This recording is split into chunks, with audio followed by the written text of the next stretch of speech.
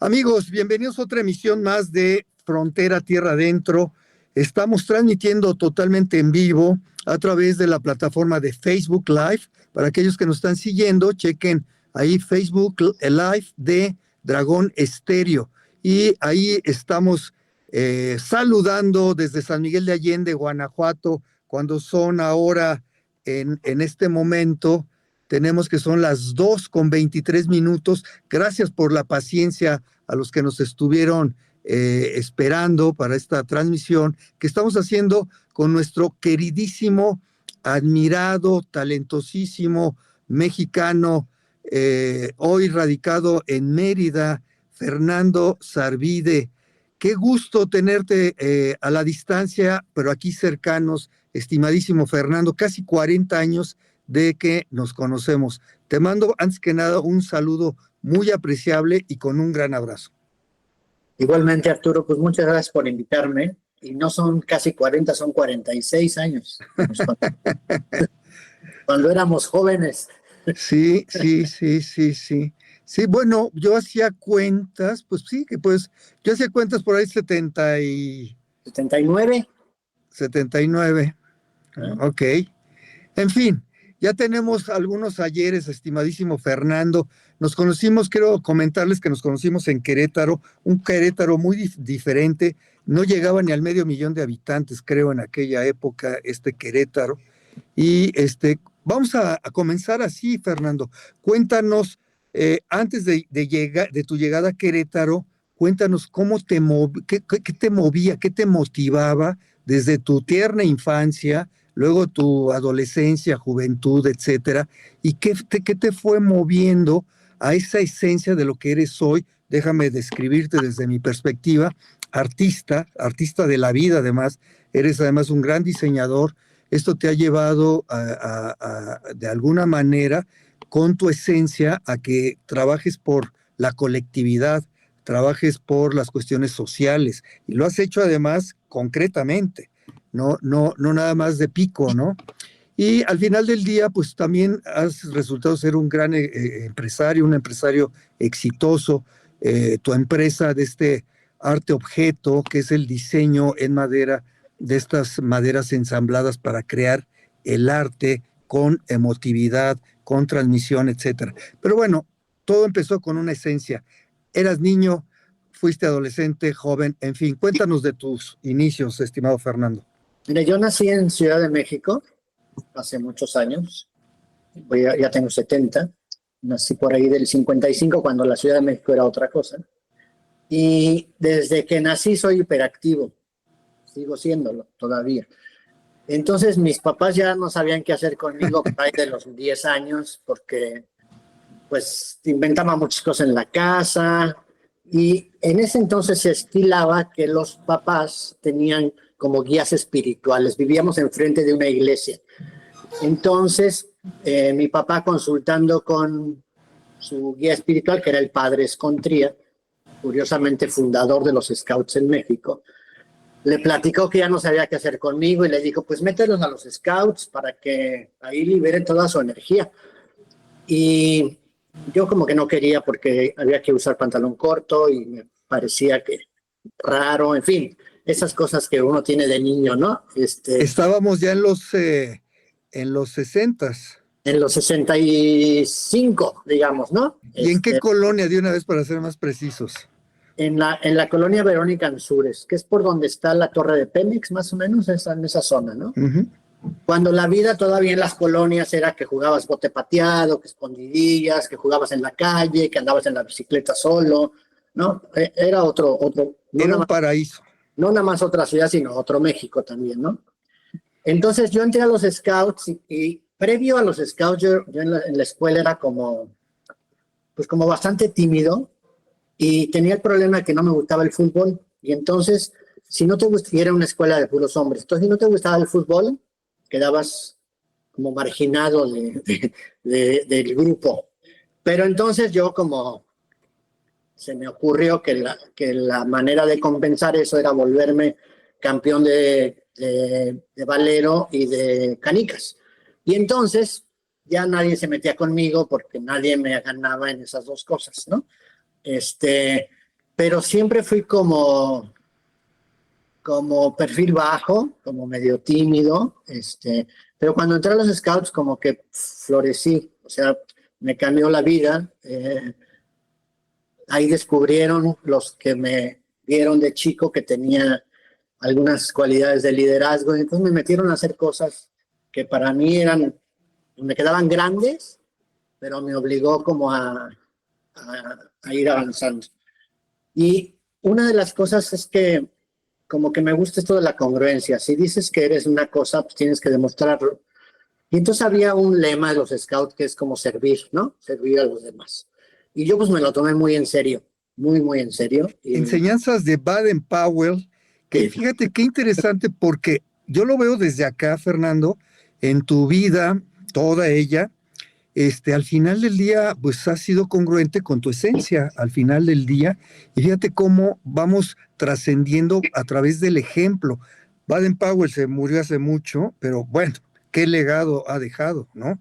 Y de alguna manera yo creo que eso es una primera enseñanza que podemos tomar de esta transmisión, que todos tenemos un legado, aunque ni siquiera nos lo propongamos, no sabemos quién nos está observando y estamos a lo mejor en un mínimo o en un grado X siendo inspiración. sí, entonces entré ahí a los Scouts y pues ahí no había como juegos definidos con reglas y había muchas cosas que hacer, campamentos, excursiones. Y bueno, a mí eso me encantó, ¿no? Realmente pude ahí sacar toda mi hiperactividad. Y como que me marcó para siempre, ¿no? Casi que eso me llevó muy, muy de la mano. Empezó el 68, cuando yo era adolescente, no estuve muy involucrado porque era joven, o sea, muy chavo todavía. Debiste de haber tenido unos 13, 14 años. 13 años, pero ya cuando el 71 y el 70 y eso ya, como que yo tenía amigos cuyos hermanos participaban en el movimiento estudiantil, entonces pues fuimos sin permiso de nuestros padres, por supuesto, a las manifestaciones, a ver a los hermanos grandes de los amigos, ¿no? Entonces ahí como que hice contacto con esta parte social, política, de participación ciudadana, digamos, ¿no? Y pasó mi etapa de Scouts y yo soy víctima, bueno, no sé si víctima o afortunado de la desorientación vocacional. Yo quería hacer muchas cosas, o sea, quería estudiar el bachillerato para ser ingeniero químico, pero luego me di cuenta que por ahí no iba la cosa. Y cuando yo terminé la prepa le dije a mi papá, yo lo que quiero es entrar a la Esmeralda o a San Carlos, o sea, yo quiero estudiar pintura. Entonces mi papá, hábil, en lugar de decirme, no te metas a eso y que yo no te voy a apoyar, nada, me dijo, está bien, pero ¿por qué no te vas primero un año a Estados Unidos para que aprendas inglés? Él pensando que con eso se me iba a pasar esa onda del arte, ¿no? Entonces me fui a Estados Unidos, como yo ya había terminado la prepa, en el high school que llegué me dijeron, pues, ¿qué clases quieres tomar? Pues, ¿qué hay? Y entonces había carpintería, pintura, escultura, me metí a puras materias. Cerámica. No había cerámica desafortunadamente, pero me metí a puras cosas que tenían cierta relación con el arte o con el trabajo con las manos. Entonces yo regresé todavía mucho más convencido de estudiar en la Esmeralda. Y pues no sé, me faltó coraje o voluntad o no quería entrar en conflicto con mi papá y no sé cómo me convenció que me metiera a la ITAM a estudiar administración de empresas, que porque estaba ahí en la misma colonia, en ese entonces estaba en Marina Nacional, enfrente de los Pemex. Entonces me metí a administración de empresas y pues al año dije, no, esto no es lo mío, papá, yo no quiero estudiar esto, yo quiero entrar a San Carlos o a la Esmeralda. Y otra vez me volvió a lavar el coco, que me dijo, ¿por qué no estudias algo relacionado, así como arquitectura, diseño? Y entonces eso no me pareció tan mala idea. Estuve investigando escuelas de diseño, había diseño en la UNAM, había diseño en la UAM, pero encontré una universidad nueva que abrían, que se llamaba la Universidad del Nuevo Mundo, que estaba en La Herradura, en el Estado de México, Y me gustó porque vi que tenían clases de pintura al desnudo, de pintura no sé qué, de acuarela, tenían talleres de escultura. Entonces dije, pues bueno, me voy ahí porque se parece un poco a lo que yo quiero. Pero pues me metí y me di cuenta que lo mío no era la educación Formal. formal, ¿no? Entonces me salí. Y mi papá medio traumado, porque yo tengo 6 hermanas. Mi papá pensaba que las mujeres no tenían más que estudiar una carrera corta porque se iban a casar, pero el hijo sí tenía que estudiar una carrera. Entonces, pues fue un poco frustrante para mi papá que yo no haya tomado ninguna carrera. Entonces le dije, no, a mí lo que realmente me interesa es la educación. Pero ¿de dónde sacas eso? ¿En qué momento? Le digo, pues una hermana mía tenía una escuela Freinet y entonces me eché todos los libros de Sommerhill, de Makarenko, de Piaget, de Montessori. ¿No? Me entró de repente el asunto de la educación. Oye, y estaba muy en boga Freire. Y Freire. Sí, yo a Freire todavía no lo conocía, nada más esos que te dije. Entonces estuve en la escuela de mi hermana trabajando como suplente. Me encantó, porque era una escuela activa, imprimían los textos de los niños, como Freinet me encanta, ¿no? Pero bueno, ahí estaba yo, no podía entrar formalmente porque necesitas un título. Entonces un día le dije a mi hermana, yo lo que quiero es estudiar, digo, yo me quiero ir a trabajar en la educación al campo, pero en esa idea inocente de entonces y de mi inconsciencia, se me ocurrió, pensaba yo como en el profe de Cantinflas, ¿no? Como que me iba a ir a una comunidad lejana a alfabetizar, eso me imaginaba. Entonces en una cena con una hermana mía, la misma de la escuela, yo platiqué que quería me gustaría ir al campo y a la educación. Entonces alguien me dijo, yo tengo un amigo que se llama Pablo Casares, que trabaja en un lugar que trabajan con los campesinos en educación. Y me dio los datos, y entonces vi a Pablo. Él trabajaba en la Fundación Mexicana para el Desarrollo Rural. Y yo llegué ahí. Pues, que déjame decirle muy rápido. Esta fundación fue creada por empresarios de la industria, digamos, formal, y empresarios de lo que hoy sabemos que es la industria agropecuaria. Y precisamente era una forma de ellos de, pues, muchas cosas, ¿no? Pero bueno, tenía este sesgo exacto de lavar un poco por ahí sus donativos, tal, etcétera. Y bueno, pues surgió así en muchas partes de México, a partir de la Ciudad de México, etcétera. Y era un contexto diferente, esos finales de los 60, principios ya de los 70, era un contexto mundial muy, muy diferente. Afortunados los que nos tocó vivirlo, por cierto. Síguele, por favor, y bueno, de ahí entonces conoces a Pablo. Conozco a Pablo, llego a hacer una entrevista para ver si podía trabajar ahí. Y me dice, escríbeme un texto sobre la educación. Y bueno, pues yo me senté en un cuarto, empecé a escribir sobre Sommerhill, ¿no? Esta escuela en Inglaterra de ese entonces, ¿no? No venía ni al caso para el lugar en el que yo estaba. Pero entonces como que le caí bien, o no sé, a Pablo, y me dijo, vente, vamos a la calle, y salimos, fuimos a una librería. No sé si ya existía Gandhi, pero pudo haber sido Gandhi. Y entonces me dijo, te voy a poner a leer unos libros. Y el primero que me dio fue La educación como práctica de la libertad de Freire, el que tú mencionaste hace rato. Y me dio, 10 libros a leer y me dijo, vamos a discutir estos 10 libros en el primer mes. Me aceptaron, te voy a capacitar, te vas a ir al Estado de México, a una de las centrales de desarrollo. Entonces, pues me puso a leer. Yo la verdad no entendía gran cosa de lo que leía, porque la terminología pues no la dominaba, pero pues mi entusiasmo era muy grande y me clavé en el tema. Y me mandaron al Estado de México a capacitarme a una central. Las centrales eran un grupo de personas, educadores, agrónomos, Un veterinarios, grupo interdisciplinario que tuviera interdisciplinario. un efecto transformador en las comunidades Exacto. marginadas. Entonces organizaban grupos para compra de tractor, para compra de fertilizante, para perforar un pozo, poquito artesanos para vender su producto.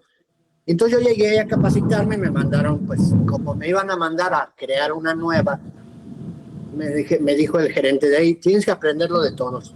Entonces me iba con los promotores al campo, luego me iba con el veterinario, como para aprender toda la estructura en la que yo iba a entrar. Y pues igual me clavé muchísimo, como yo venía de estudiar diseño y dominaba los audiovisuales, entonces pues no todo el mundo lo dominaba.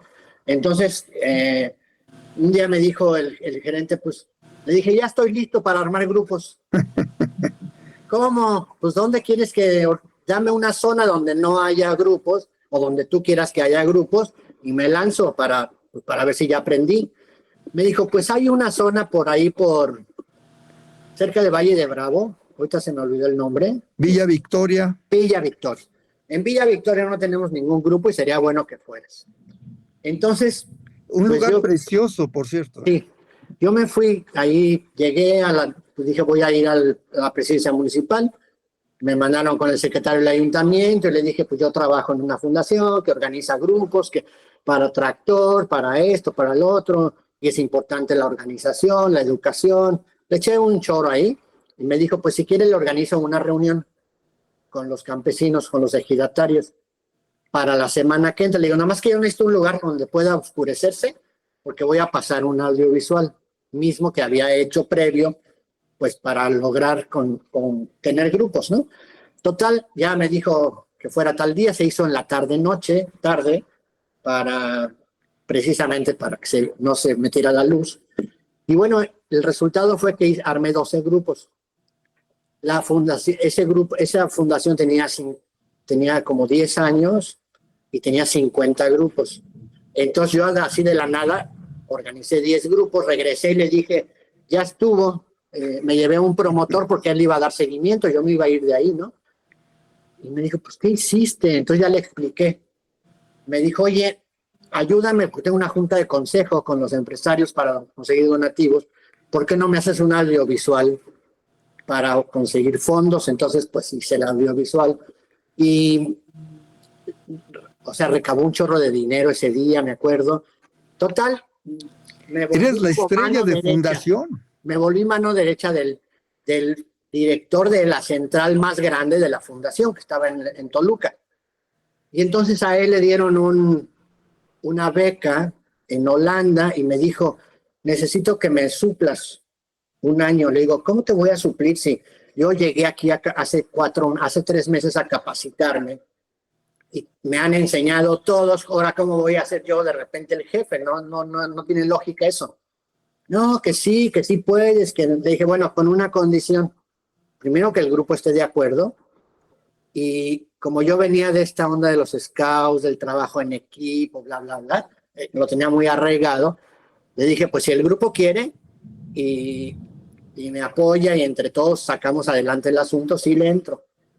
Pues todos dijeron que sí, ¿no? Y así fue que me quedé ahí. Déjame interrumpirte tantito, Fernando. Seguramente nos vamos a pasar del tiempo, pero ya de entrada te estoy invitando para una segunda emisión. Sí, muy bien. Ahora, porque es riquísimo lo que estás diciendo y por qué para los que nos están escuchando y viendo, y les agradecemos desde luego su atención, porque al final del día básicamente hemos pensado esta transmisión en 3 momentos. Ahorita estamos hablando precisamente de esta esencia que va a describir precisamente el camino literal que ha hecho en forma metafórica y paso a paso, porque es además excelente caminante, Fernando, ¿no? Y al final del día queremos que Fernando nos hable de su propuesta, que es el proyecto Sarvide, que la idea es potenciar con la experiencia que tiene, pero además de la experiencia exitosa que tiene, potenciar a aquellos grupos que estén tratando de ver cómo un proyecto productivo lo pueden llevar a buen término. Por ahí va más o menos, pero me parece riquísimo y fundamental que te sigamos escuchando esta parte de tu formación. Estás entonces en la decisión de tomar o no la gerencia de la Fundación Mexicana para el Desarrollo Rural. O sea, ahí dije que sí, y a eso me llevó, ya en varios años, para no hacértela muy larga, me llevó a estar ahí, luego me casé con Luzma y queríamos trabajar los dos juntos y nos fuimos a trabajar con los pepenadores de Ciudad Juárez en un proyecto muy complejo, muy fuerte, porque la situación de los pepenadores es extrema, ¿no? Casas de cartón, enfermedades. Y en una zona fronteriza con otros agregados. Y en la zona fronteriza. Entonces, ahí me llevó a eso, de ahí nos regresamos a Querétaro, ese proyecto duró un tiempo y nos fuimos a Querétaro, ahí nos conocimos tú y yo. Pero y a ver, en Querétaro Pablo tuvo que ver algo también, ¿no? ¿Cómo estuvo? Pablo se fue a trabajar a Ciudad Juárez y cuando yo le dije que me iba a casar y que Luz María quería trabajar también, me dijo, en la fundación no aceptan mujeres, entonces Mercedes, mi esposa, también quiere trabajar y nos vamos a ir a Ciudad Juárez a un proyecto que están buscando 3 parejas, ¿por qué no se vienen para acá? Entonces Pablo me llevó a Juárez, ¿no? Pablo fue mi mentor, digamos, ¿no? Ya. En el mundo el mundo de lo social.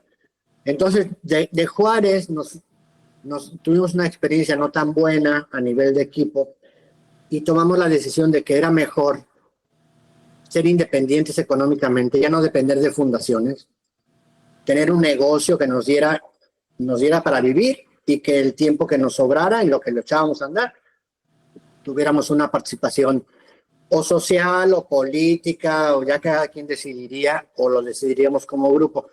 Y entonces el negocio que nos pareció más ad hoc, dado nuestro background, pues era una librería. Y escogimos una ciudad muy conservadora, que fue Querétaro, y tratamos de hacer un Gandhi, ¿no? Cuando llegamos a Querétaro, pues, nuestros clientes más importantes eran la Facultad de Psicología, que era como la izquierda de la UAC, y nos empezaron a pedir que queremos el capital y que no sé qué, que las obras completas de Mao. Marta Harnecker, Althusser. Entonces la fuimos especializando como para quien estudiaba psicología, sociología, antropología, que entonces no existían esas dos últimas, ¿no? Pero eso nos llevó a crear un grupito, o sea, porque aparte teníamos galería, vendíamos... Por cierto, la facultad de psicología de aquellas épocas, no sé ahora, era freudiana. Sí, creo que todavía. Okay. Teníamos un restaurante, bueno, un café, una galería, vendíamos juguetes educativos y teníamos discos. Pero bueno, nada más teníamos discos de música clásica, de jazz y latinoamericana. Sí, que valieran la pena. Oye, déjame decirles a los que nos están escuchando, esta librería estaba, no me acuerdo bien la calle, pero estaba a dos calles del Jardín Obregón en aquel momento. Hoy es el Jardín Cenea. O sea, a 2 calles de la Mariposa, de el Templo de San Francisco, del Gran Hotel en aquella época, etcétera. Del Teatro de la República. Del Teatro de la República, exactamente, porque la Plaza de Armas no tenía ni el encanto, ni socialmente el punto de reunión. Era siempre el Jardín Obregón, que hoy se llama Jardín Cenea. Ajá. Entonces ahí pusimos esta librería y pues dado nuestra característica sucedió que nos la quemaron, ¿no? No lo pudieron quemar todo, nada más quemaron un pedacito, porque nosotros ya estábamos haciendo, estaba en el Partido Mexicano de los Trabajadores también. Se me olvidó una cosa y perdón. Tenemos por ahí algunas imágenes, producción, no sé si hay una por ahí que se nos podamos saltar, estimado Luis.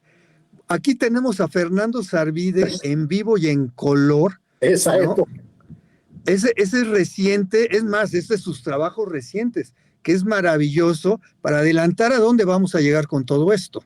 Pero por ahí, producción, no sé si podamos buscar Ándale, aunque nos regresemos, vamos siguiéndolas hasta llegar a una foto en blanco y negro para que vean qué bien peinado era Fernando en sus años de juventud.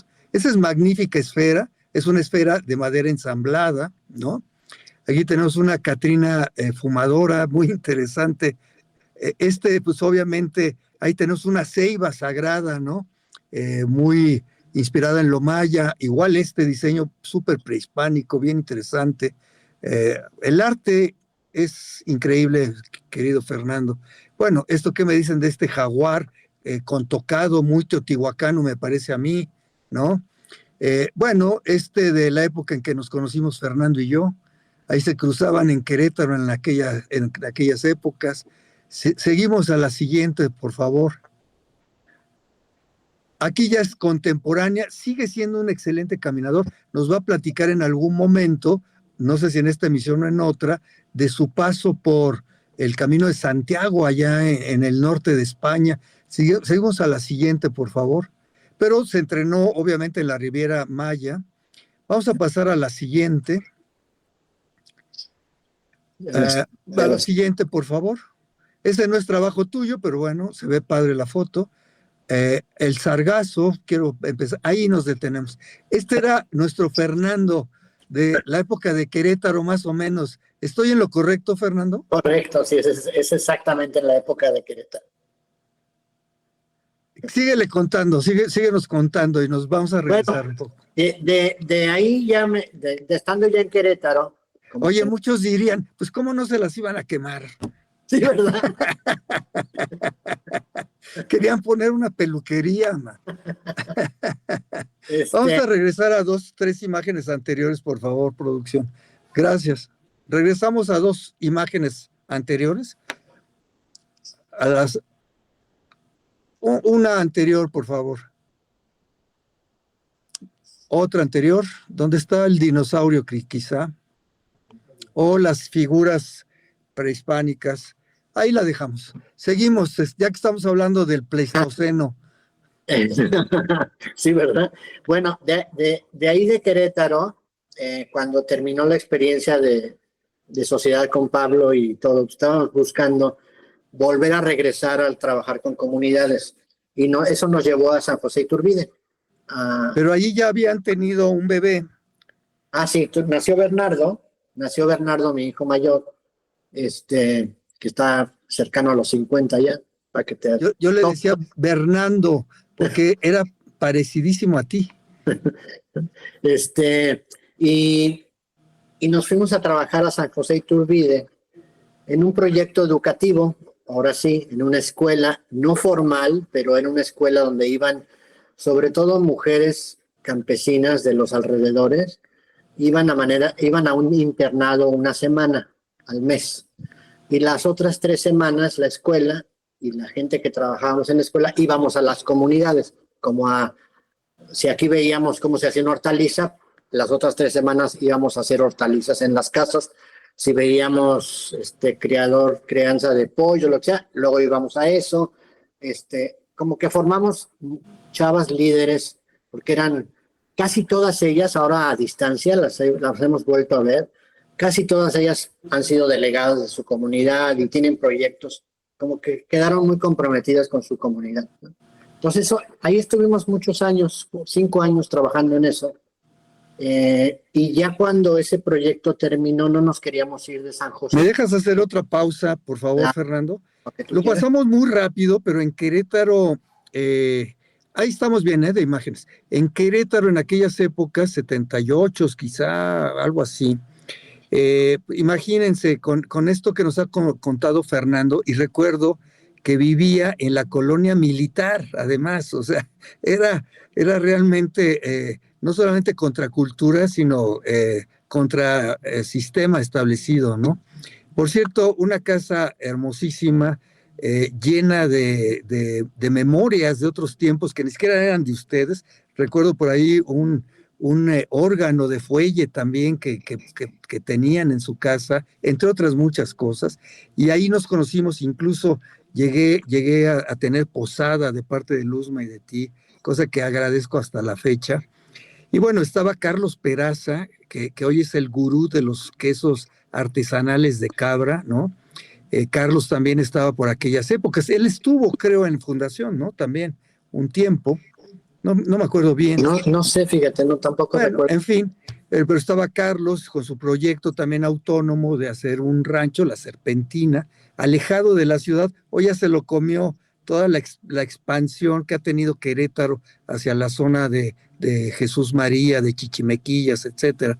Pero por allá estaba ese rancho. Estaba José Luis MacGregor, que siguió José Antonio, involucrado. José Antonio José Magret. Antonio, perdón, José Antonio MacGregor, que siguió involucrado con la cultura allá en Querétaro a la fecha, acaba de tener una puesta en escena de Guapango que parece ser que fue excepcional, ¿no? En fin, fueron unos momentos muy ricos, muy interesantes, y ya de ahí marchaste entonces a San José de nuevo a fundar algo de la nada prácticamente. ¿Cuántas comunidades tuviste allí, El, tuvieron a partir de este proyecto, Fernando? el proyecto ya existía. De hecho, trabajaba ahí, cuando yo llegué, trabajaba ahí Isabel Flores, que es la esposa de Guillermo Velázquez, ¿no? Curiosamente. Y el proyecto ya existía, tendría como 2 años o año y medio. Y ya nosotros llegamos a incorporarnos, tanto Luzma como yo, en el proyecto. Coméntanos quién es Guillermo Velázquez, por favor. Guillermo Velázquez es de Hichú y es un trovador de Huapango arribeño, de décimas, muy famoso ya en todo el mundo, digamos, ¿no? Ha viajado a todo el mundo, exactamente. Ha viajado por todo el mundo, sí, llevando pues, las décimas de la Huasteca de Guanajuato, ¿no? Porque Hichú está en Guanajuato todavía. Que hay que romper ese mito, o sea, no son 3 huastecas como nos decía la canción comercial de la película de Pedro Infante, sino son por lo menos 6 huastecas, además de, pues no sé cuáles eran las oficiales, y San Luis, Tamaulipas, Veracruz, habría que agregar Hidalgo, Querétaro y Guanajuato. Y Sí. precisamente Huapango arribeño porque es de la parte de arriba de las montañas, no es en la Huasteca Baja, que es la que da al Golfo. Ya. Y ya me perdí en qué estaba yo. Que estabas con la esposa de Guillermo. Trabajábamos en esta escuela y pues ahí estuvimos mucho tiempo hasta que acabó el proyecto. Y cuando acabó el proyecto nosotros estábamos muy a gusto viviendo en ese pueblo. Mis hijos eran muy felices ahí, podían salir en su bicicleta siendo chiquitos a la calle, era súper seguro. San José Iturbide se está refiriendo. Cerca de Querétaro, ¿no? Sí, 40 minutos. No, bueno, San José Iturbide es parte de nuestra cuenca aquí del Alto Río Laja, además, y yo creo que sigue siendo, pero era muy bicicletera, muy bicicletera. Las mujeres andaban en bicicleta, los señores desde luego, todo el mundo usaba bicicleta. Sí, y entonces ya no nos quisimos ir a ningún otro lado y decidimos, bueno, ¿qué hacemos si no nos vamos? ¿No? ¿De qué vamos a vivir? Yo había dado clases de carpintería a unos muchachos de las comunidades y entonces les dije a 3 o 4 que por qué no poníamos un taller juntos. Uno puso el lugar donde lo íbamos a poner, yo tenía unas máquinas y armamos un taller de carpintería entre los 4 y nos repartíamos la lana entre los 4. Luzma no trabajaba en ese entonces y se creó la preparatoria. Entonces yo entré a trabajar en la prepa. Pero antes de eso, déjenme decirles, amigos, que como parte del proyecto se hicieron grupos de mujeres tejedoras. Ah, sí, claro. Y además se consiguieron los financiamientos para que tuvieran pues, la herramienta que eran las máquinas de tejer. Eso es súper interesante. Cuando la Brother trajo las máquinas a México, son estas máquinas de tejer, ¿no? Cuando las trajo a México hicieron un estudio de mercado y pensaron que Ciudad de México, Monterrey y Guadalajara iban a ser los que iban a comprar esas máquinas. Y de repente se dieron cuenta que había grandes compras en San José Iturbide y en Moroleón, pero muchas. O sea, llegó a haber 10,000 máquinas en la zona de San José. La gente tejía en sus casas, todo el mundo se involucraba, los niños pegaban botones, las niñas bordaban, las mamás planchaban, las muchachas, hasta los muchachos también tejían. Fue una industria muy grande de ropa de bebé, ¿no? Trabajaban como maquila, San José era la cabecera, ellos las comunidades iban a San José, les daban el hilo, se lo llevaban, al siguiente miércoles lo llevaban, les pagaban, les daban el... Entonces, frente a esa situación, nosotros decidimos hacer una cooperativa de mujeres tejedoras, que se llamaba Juana de Arco, por cierto. Y Muy mexicano el nombre, pero representativo, pues. pues es que eran unas mujeres muy combativas, ¿no? Muy chiquitas, de hecho, de edad. Y la hicieron muy bien. O sea, le vendíamos a Conasupo, le vendíamos a Sears. Y a mí me tocó como organizar. Siempre he estado metido en eso de organizar las ventas, la organización del equipo para hacerlo.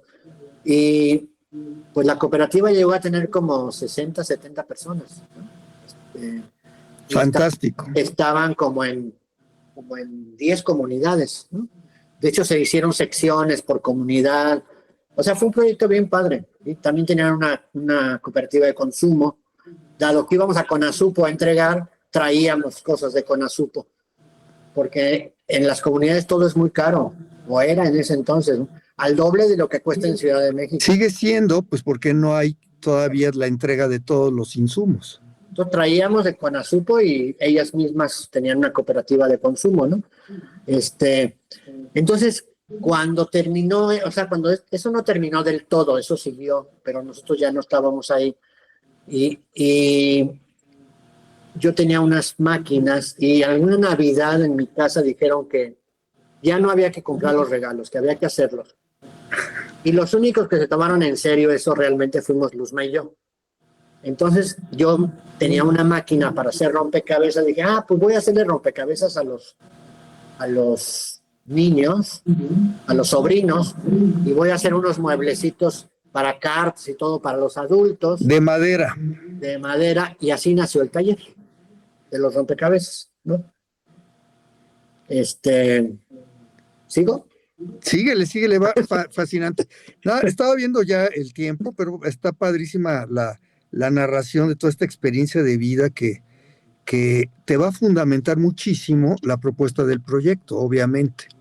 Entonces, para mí, fascinante lo que nos estás describiendo en todo esto, porque hoy en día, incluso aquí, fíjate, en San Miguel, hay quien vende aquellos modelos que hacen los nombres, tú los debes de conocer seguramente. Oye, y permíteme mandarle un saludo a Luzma también, ¿no? La vida nos va poniendo a caminar por veredas donde a veces ya no seguimos por siempre, pero bueno, la memoria nos trae siempre la obra, y atrás de la obra la esencia y el cariño y pues bueno, estos sentimientos tan amorosos de gente que han sido entrañables y son todavía, desde luego, y nos marcan, ¿no? De una o de muchas formas. Entonces, un saludote a Luzma, que seguramente lo va a observar por aquí. Yo le digo. De ahí sigue entonces que empieza esta Navidad que fue trascendente de alguna manera, y regalan entonces estos regalos hechos a mano, cortados de piezas de madera, y quizá a lo mejor hasta piezas de madera que otros despreciaban, ¿no? Que eran recortes a lo mejor para algunos o lo que sea, no sé. Pues sí, o sea que yo me quedé como en las ganas, o sea, me gustó mucho hacer eso, y cuando pasó la Navidad me quedé con ganas de hacer otras cosas. Y empecé haciendo unos rompecabezas, déjame, lo tengo aquí enfrente, ¿puedo ir por él? Por favor. Y yo les estoy comentando también que en esa época, pues recuerdo yo que el proyecto jalaba gente de las comunidades en torno a San José Iturbide, precisamente ya yendo hacia las faldas de la Sierra Gorda queretana. Y entre otros estaba precisamente la ex hacienda del Capulín. También le mandamos un saludo a Fito Montes y a toda su parentela y otra gente que ha dejado mucho legado, entre otros, haber promovido la gestión del primer estudio y gran estudio a la fecha, no ha habido otro igual, del acuífero de la Independencia. Justo cuando fue presidente municipal don Fito Montes, que le mandamos un abrazote, se logró este estudio por parte de la UNAM, también trascendente, que está muy emparentado con la cosas. El presidente ahorita es su hijo, digo su hermano menor. Mira. Manuel. Bueno, a ver, Entonces, mira, muéstranos. hice estos que son, los de aquí son más gordos que los de acá, ¿no? O sea, Ok. entonces, Muéstralo un poco de perfil, lo podemos a lo mejor ver, el perfil. Ahí se ve, sí, sí, se ve, se ve. sí, o sea, estas son, digamos, son Es una diferentes. suerte también de rompecabezas vertical. Entonces, hice unos como estos, hice 5 en las vacaciones. Y alguien que los vio me dijo, ¿y cuánto cuestan? Le digo, no, nomás los hice de gusto. Me dijo, si un día haces de esos, yo te compro toda la producción. Le digo, ay, sí, ¿a poco? Le digo, ni me digas porque lo hago, ¿eh? Yo daba clases de arte en ese entonces a los chavos de la prepa y todo, y muchos de ellos no tenían como de qué vivir. La prepa no era pública, había que pagar. Entonces, le dije, pues, me dijo, sí, tú Todo ármalo. esto en San José Iturbide. Todo eso en San José de Iturbide. Entonces, armé el taller, que se llamó el Quetzal Taller, por muchos años, ¿no? Con chavos de ahí, de San José, y empezamos ya en forma a producir para esta persona, toda la producción era para él. Y al año como que pues, él se atascó de rompecabezas, no tenía idea de cómo venderlos bien, y dijo, no, hasta aquí llego. Y entonces ya, pues yo ya, como yo había trabajado con Cerámica Querétaro, había ido a ferias, como que tenía un poco el caminito de cómo comercializarlo. Y empecé a comercializarlo así a través de ir a ferias, ¿no? Cerámica Querétaro que hacía cerámica mayólica, pero con nuevos diseños o Increíble. diseños contemporáneos. Sí. Azul cobalto sobre gris, etcétera, caulín, en fin. Fue de los primeros talleres de alta temperatura en México, ¿no? En los 70s en De Querétaro. hecho, uno de los fundadores, que es Gustavo Pérez, es el mejor ceramista de México, todavía vive, y tiene una obra increíble. Googlealo por ahí, Gustavo Pérez, ¿no? Oye, y ahí estuviste tú también. Yo trabajé ahí tantito y hice un poco mis pininos de cerámica. ¿Sí? Qué bárbaro. Eh, entonces, pues ya nació el taller y empezamos cada vez, pues nos iban pidiendo, oigan, ¿por qué no hacen más chicos? ¿Por qué no hacen unos animalitos para niños? ¿Por qué no hacen esto? Entonces Ahí ya está un animalito para niños, mira. fue creciendo el catálogo, hasta 1000 piezas teníamos más o menos diferentes. Wow, wow. Y ese taller duró 38 años, de hecho sigue existiendo. Pero a través del taller te fuiste involucrando entonces en la comercialización de estos artes, objetos, ¿no? Y te llevó a ferias, a otros lugares, y es otro mundo seguramente, Claro. este de la comercialización de artesanía de calidad, obviamente hecha a mano 100%, pero con un diferenciador, con algo que lo significa de lo común, ¿no? Además, pues te vuelves artesano, ¿no? O sea, yo me siento muy honrado de haber sido aceptado en ese mundo, ¿no? De ser artesano en este país, ¿no? Porque pues nuestra inspiración, el colorido que usamos, todo pues es México, ¿no? O sea, todo lo que hacemos tiene mucho colorido y uno se inspira pues en la cerámica de Metepec, en los guajes de Michoacán. A ver, descríbenos tu camisa que portas el día de hoy. Es una camisa que me gané en una feria en una rifa durante la pandemia. Es de Michoacán, es bordada, como que tiene una historia, ¿no? Bordada a mano. A mano. Tiene la milpa, están sembrando, la fiesta. Lo hacen en la ribera del lago de Pátzcuaro. Si me dejas agregar algo, muchas comunidades todavía, Santa Fe de la Laguna, entre otras, por ejemplo, son casi regalos para las novias que se casan, para que no olviden la comunidad. Y entonces, como no acostumbran fotografía, ¿no? Pues llévate la foto de los abuelos. La madre, incluso hasta las abuelas, bordan a mano la estampa, sí, así para que se la lleve la recién casada para siempre, ¿no? Que me parece hermosísimo, ¿no? Vamos a producción si nos pasamos otros ejemplos del trabajo de Fernando después de esta foto donde salió de la peluquería en blanco y negro. Vamos a ver, vamos hacia adelante. Esta ya la vimos, muy teotihuacán, es un jaguar desde mi punto de vista, inspirado en esos murales de Teotihuacán, padrísimos. Ahí nos quedamos un poquito. Este también me parece ya sensacional, pero ya está evolucionado de lo que tienes hoy en día. Así es. Pero bueno, estabas entonces en las ferias, tal, y O sea, ¿cómo va? el taller me enseñó muchas cosas. O sea, yo traía este pasado de organizar grupos y cooperativas, todo, y me sentía un poco mal de tener un negocio propio.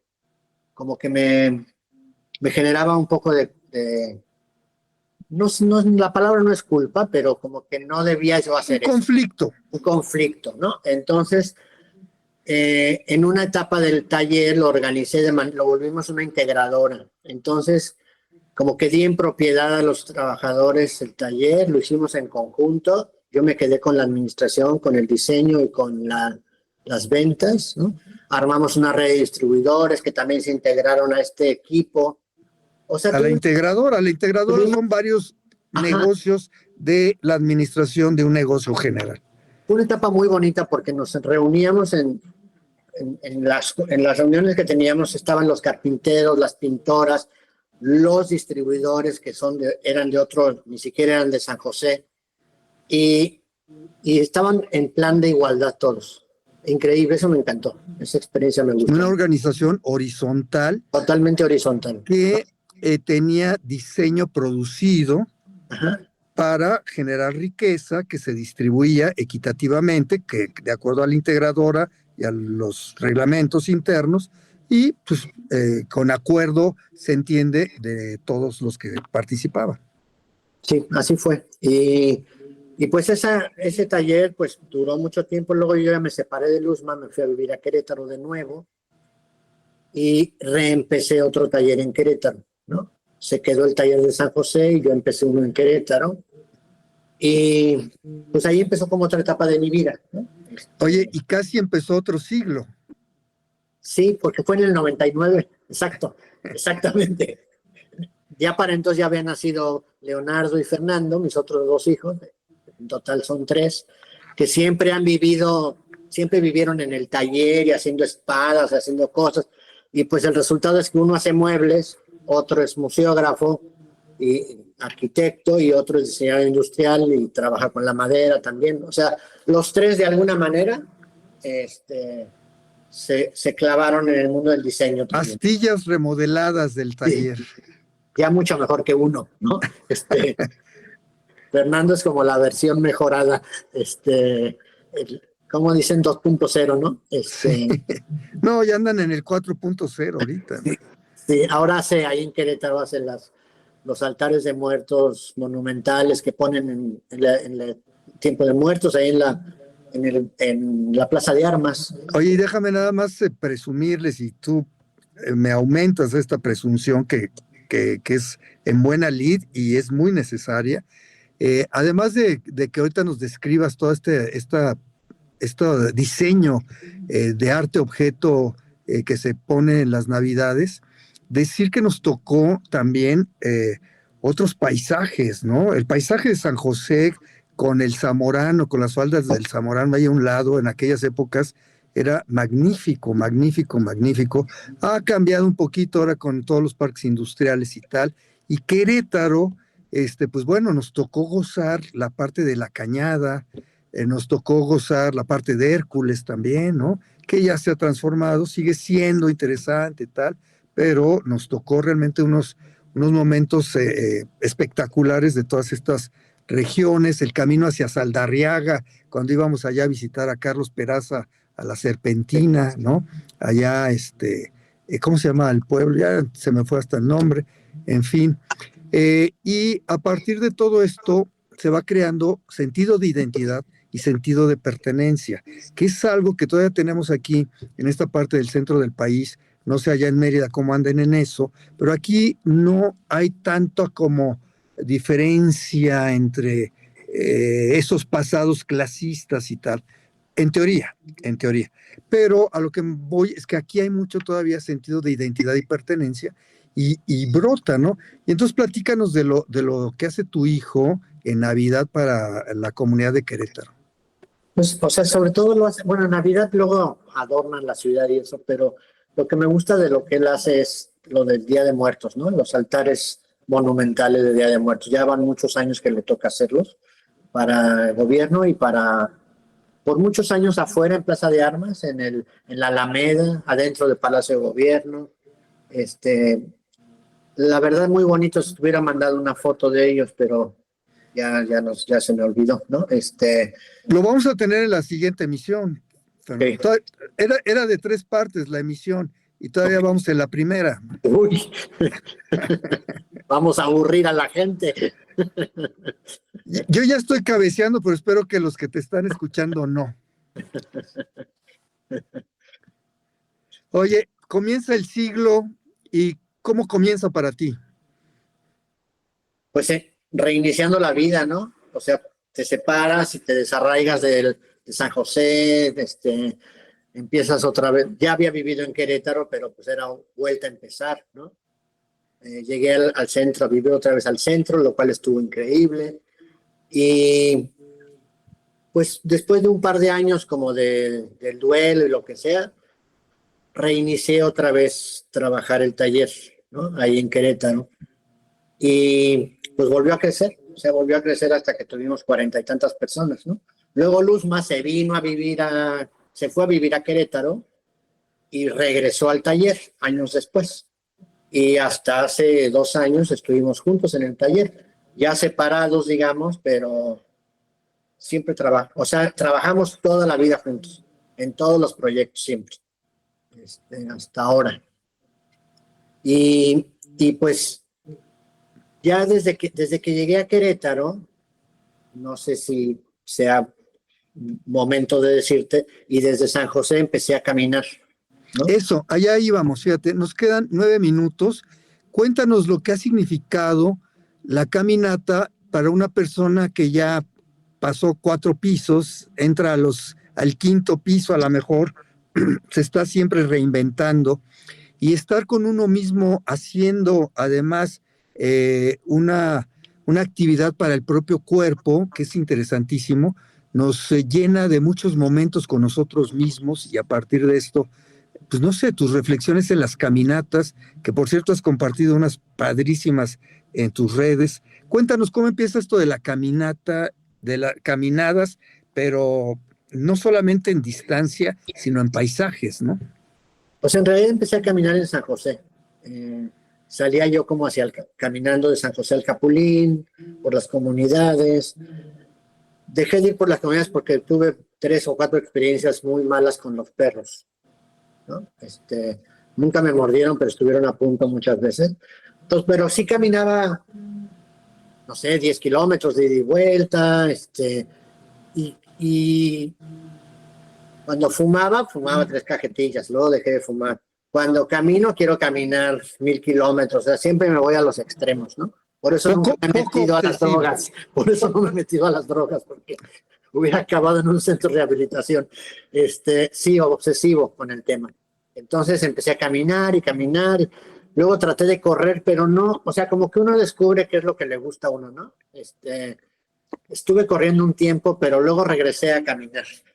Y ya empecé que ahora que me quiero ir caminando a Querétaro, que me quiero ir caminando a San Miguel de Allende, que me quiero ir caminando así a Tierra Blanca, a lugares cada vez más lejanos, ¿no? Y siempre solo, como que era una actividad que siempre me ha gustado hacer solo. Qué bueno que te llevas bien contigo mismo, Fernando. Sí. Pues no sé, como que es una especie de meditación activa, ¿no? Casi todas mis broncas las he resuelto caminando, por decir. O sea, de hecho, cuando tengo algún problema grave o grande que no sé qué hacer, automáticamente salgo a la calle y a caminar. Me voy a caminar hasta que entiendo que, por lo pronto, el otro día descubrí que uno cuando se enoja le dicen respira, ¿no? Respira, toma aire, no sé qué. Entonces, cuando sales a caminar, pues caminas a una velocidad impresionante porque estás enojado o preocupado, pero pues tienes que respirar a fuerzas porque vas haciendo ejercicio. Pero no solo es la respiración, es todo el cuerpo. Y te lleva, ajá. Y junto con el cuerpo pues, se secretan hormonas de satisfacción, hormonas de tranquilidad, hormonas de templanza, hormonas de gozo incluso, ¿no? Que te pueden llevar también a otros estados mentales, quizás más serenos, etcétera y tal, creativos. Fíjate que nos quedan ya solamente 5 minutos, entonces pasamos al tema 2 y al tema 3, ¿te parece? No. Seguramente lo vamos a dejar para otra emisión, la continuación, pero me gustaría que cerráramos antes de eso, lo dejamos ya para la próxima emisión, de que nos platiques tus caminadas en la Riviera Maya, que ha de ser espectacular, pero si quieres como entrada, una de tus metas pues fue hacer el Camino de Santiago. En 3, 4 minutos nos cuentas algo y lo volvemos a retomar la próxima. Sí, yo caminaba y fui por casualidad a Santiago de Compostela. No sabía ni que existía el Camino de Santiago. Y estando en la plaza de ahí, de Obradoiro, la plaza donde está la catedral, yo veía que llegaban gentes con mochila y todos lloraban y ¿qué pasa? Y entonces pues me acerqué y pregunté de dónde vienen o qué, porque eran muchos, ¿no? Y ya, no, pues venimos caminando desde los Pirineos, venimos caminando de no sé dónde, pero desde el paso de Roncesvalles, famoso, ¿no? Incluso algunos venían desde Francia. Wow. Y entonces me llamó la atención y dije, esto lo voy a hacer un día. Pero pues yo pensaba, son 800 y pico de kilómetros, sí camino, lo que sea, pero eso es demasiado. Entonces regresé como con la idea fija de, tengo que agarrar condición para caminar 1000 kilómetros, ¿no? Porque yo quería llegar hasta Finisterre. O sea, quería empezar antes y llegar después. Y entonces, ahí por La Coruña, ¿no? Sí, me dio a empezar a caminar, ¿no? De Querétaro a San Miguel, de San Miguel a Querétaro, a Irapuato, a Celaya, wow. a Huimilpan, a todos lados, ¿no?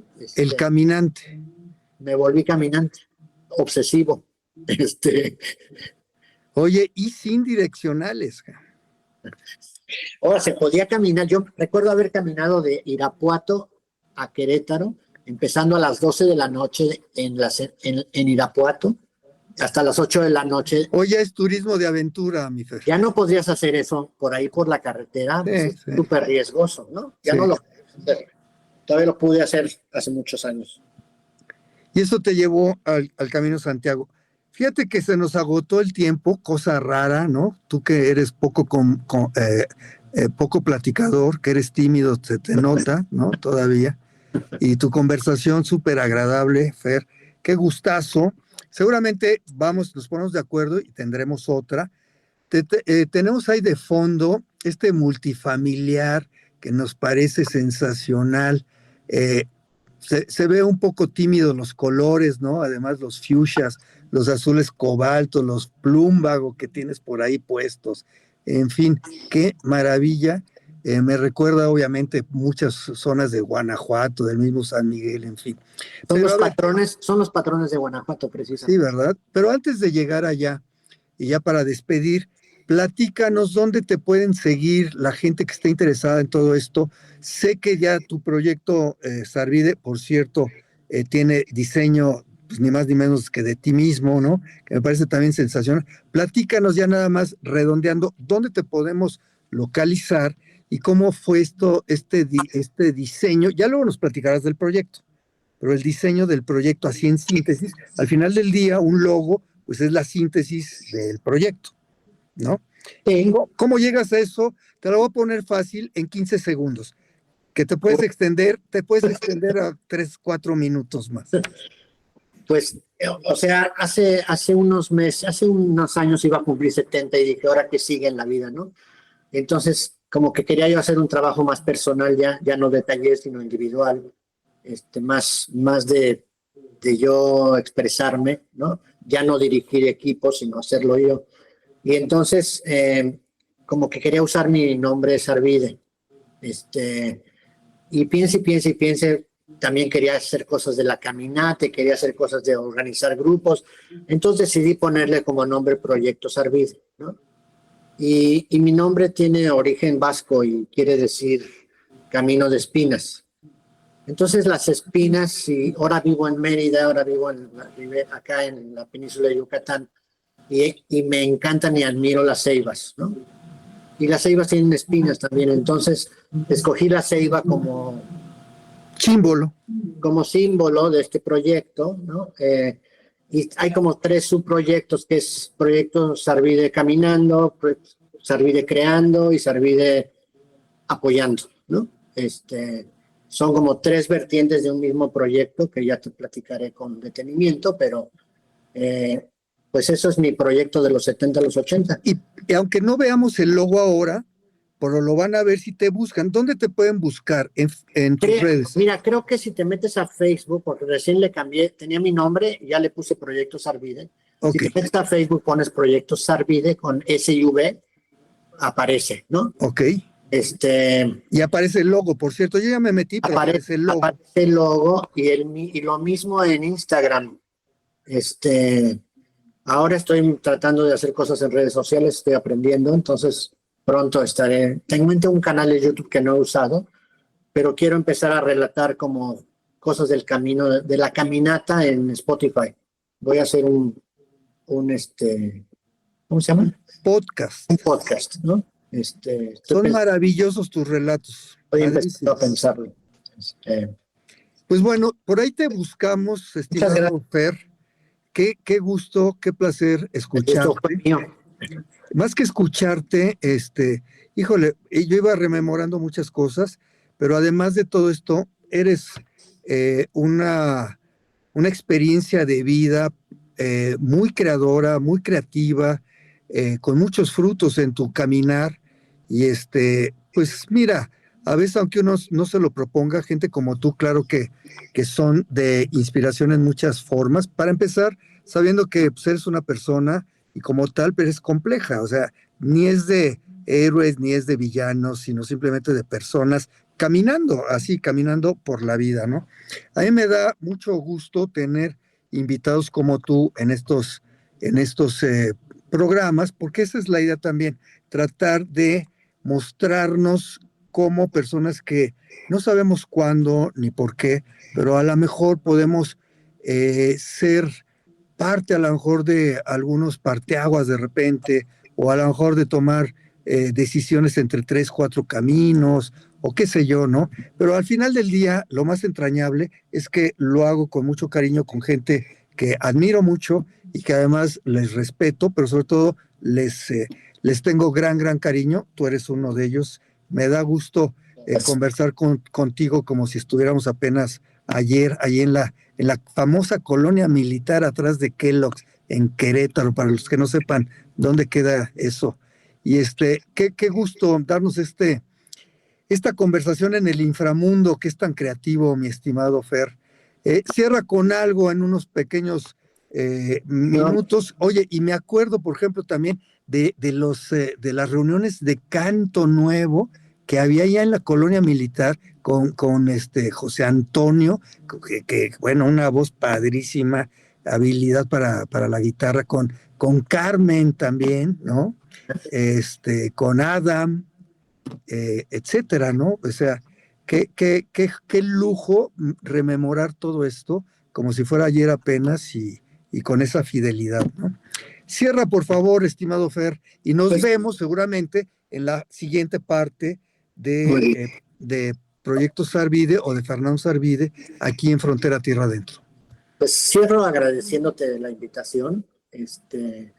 Me da un chorro de gusto verte después de 40 y tantos años, ¿no? Y ahora que me dijiste que me ibas a entrevistar, estaba yo bastante nervioso, pero me gustó que como que se volvió lo que tú dijiste, una conversación entre amigos, ¿no? Me gustó. Y pues ya platicaré un poco del proyecto, porque pues se necesita como, o sea, aunque sea un proyecto personal, hay una parte que es personal, pero hay otra parte que es colectiva, en donde sí quisiera seguir haciendo comunidad, ¿no? Que es una cosa importante que uno debe hacer en la vida, ¿no? Hacer permanentemente ir haciendo comunidad, donde uno sea que esté, ¿no? Totalmente de acuerdo. Y de alguna manera eso que tú haces es eso, ¿no? Es un generador de hacer comunidad, ¿no? Pues qué maravilla, Fernando, tu vida, tu caminar por los días y las noches, y qué gustazo ser parte coincidente en algún momento, ¿no? Y sobre todo guardar de ese espíritu tan fresco como tantos años atrás. En fin, ya tendremos oportunidad, viene la segunda, ¿no? Ya la prepararemos también mejor técnicamente. Gracias a quienes nos han estado siguiendo en esta transmisión. Se va a quedar grabado, Fernando. Te voy a pasar todas las formas y usamos estos instrumentos de la tecnología contemporánea para que le des difusión a todo esto. Creo que es una historia digna de compartirse y encantadísimo. Nos vemos en la siguiente, Fernando, y amigos de Frontera Tierra Adentro. Te digo muy rápido por qué Frontera Tierra Adentro. San Miguel de Allende está en la frontera entre Mesoamérica y Aridoamérica, pero antes estuvo en la frontera entre la Mesoamérica volcánica hasta Panamá y el semidesierto de Aridoamérica hasta Texas, Nuevo México, Arizona, California, incluso parte de Oklahoma, Nevada y tal, ¿no? Y también ya cuando llegaron los primeros habitantes prehispánicos, bueno, en esta frontera murieron la megafauna del Paleolítico, aquí precisamente en esta frontera, ¿no? Hace 10,000 años. Y ya luego llegaron los seres humanos y las primeras civilizaciones mesoamericanas estuvieron en esta frontera intercambiando no solamente mercancías, sino cultura, experiencias, justo en esta zona de San Miguel de Allende, en este cruce de caminos, ¿no? Por eso la frontera de la tierra adentro, allá en la tierra donde ya no se ven las comunidades, ¿no? Esa es la tierra adentro. Y pues es toda esta región donde, por cierto, pues nos conocimos hace 40 y tantos años apenas, ¿no? ¿Qué son 40 y tantos años con lo que vive una ceiba tan hermosa, ¿no? Sí, claro. Aquí hay una ceiba enorme que cuando llegaron los españoles ya tenía 500 años. Sí. No, maravilloso. Nos podríamos seguir con estas historias. Vamos a despedir el programa, si me lo permites, estimado Fer, con saludos a todos los que han seguido a Fer en su trayectoria. Compartan esto y nos vemos en la próxima emisión. Ya les compartiremos. Gracias a los amables escuchas y a quienes nos han visto a través de Dragón Estéreo. Y cierro con esto. Muchas gracias de nuevo a este Instituto Sanmiguelense, que fue fundado por un sanmiguelense. Tuve oportunidad, fíjate, de darle clases en algún momento en la prepa. Ya después tuvo buenos maestros, afortunadamente, y llevó a buen puerto, ¿no? Y este Instituto Sanmiguelense es un orgullo de escuela de educación superior aquí en esta frontera tierra adentro. Gracias a todo el Instituto Sanmiguelense, gracias a quienes hacen todo esto posible, y desde luego gracias a nuestro director de producción, don Luis Alvarado, por todo este esfuerzo. Fernando, hasta entonces, 3 palabras que quieras decir. Hasta la próxima. Bye. Hasta luego, gracias. Corta.